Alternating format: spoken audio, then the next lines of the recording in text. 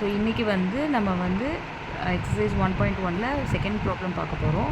Find the LCM and HCF of the following pair of integers and verify that LCM and into HCF is equal to product of two numbers-னு கொடுத்துருக்காங்க. So இப்போ 26 and 91 இந்த நம்பருக்கு வந்து நம்ம வந்து என்ன பண்ணணும் அப்படின்னா LCM and HCF கண்டுபிடிக்கணும்.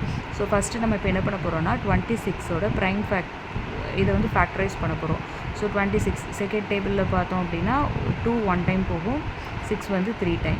இனி இதுக்கு மேலே 13ங்கிறது ப்ரைம் நம்பர், இதுக்கு மேலே ஃபேக்டர் பண்ண முடியாது. இதே மாதிரி நம்ம 91 ஃபேக்டர் பண்ண போகிறோம். 91 அப்படிங்கிறப்போ ஃபஸ்ட்டு 7th டேபிளில் ட்ரை பண்ணலாம். ஸோ 7னா 13 வரும்,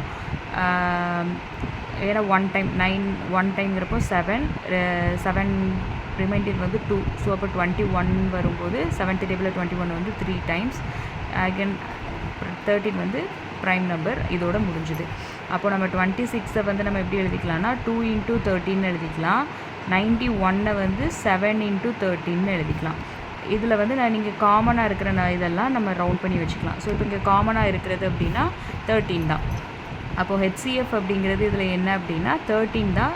காமனாக இருக்கிற டேர்ம்ஸை மட்டும்தான் எழுதணும், அதுதான் HCF, ஹையஸ்ட் காமன் ஃபேக்டர். ஓகேவா? அதனால் காமனாக இருக்கிற டேர்ம்ஸை மட்டும்தான் எழுதணும்.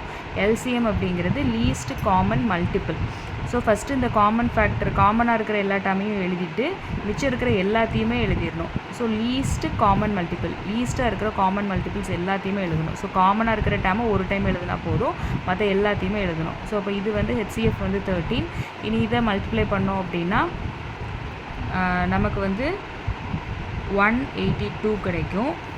இதுக்கப்புறம் நீங்கள் என்ன பண்ணணும் அப்படின்னா இங்கே LCM and HCF is equal to product of two numbers-னு கேட்டிருக்கு. அப்போது 26 × 91 மல்டிப்ளை பண்ணுறதும் இந்த LCM 13 × 182 இது ரெண்டையும் மல்டிப்ளை பண்ணுற ரெண்டு டேமும் ஒன்றா வருதா அப்படின்னு செக் பண்ணி பார்க்கணும். ஸோ இதை மல்டிப்ளை பண்ணிங்கன்னா 2366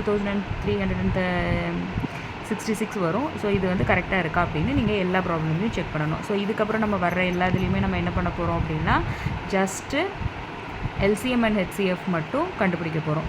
இப்போ இங்கே எடுத்துக்கிட்டிங்கன்னா 336, ஓகேவா? 336. இப்போ இதுக்கு நம்ம LCM பண்ணோம் அப்படின்னா இப்போ தேர்ட் டேபிளில் பார்த்தோன்னா 1 1 2, ஓகேவா? அண்ட் அடுத்தது அகெயின் நம்ம செகண்ட் டேபிள் போனோம் அப்படின்னா 2 11.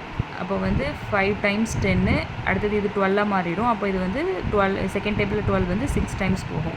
அகெயின் இதை செகண்ட் டேபிளில் போட்டோம் அப்படின்னா 2 டைம்ஸ் 2 2s are 4, அப்போ ரிமைண்டர் 116 வரும். அப்போ வந்து 8 டைம்ஸ் போகும். அகெயின் 2 அப்படின்னா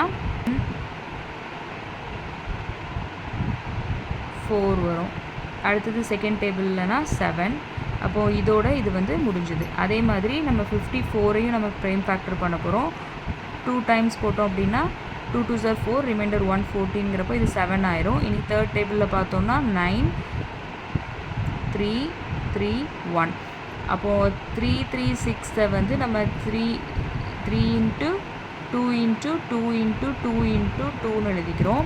54 வந்து 3 × 3 × 3 × 2ன்னு எழுதுகிறோம். இங்கே காமனாக இருக்கிறது என்னன்னு பார்த்தீங்கன்னா 3யும் 2வும். அப்போ நம்ம வந்து HCF வந்து என்ன கிடைக்கும் அப்படின்னா காமனாக இருக்கிறத மட்டும்தான் எழுதணும்.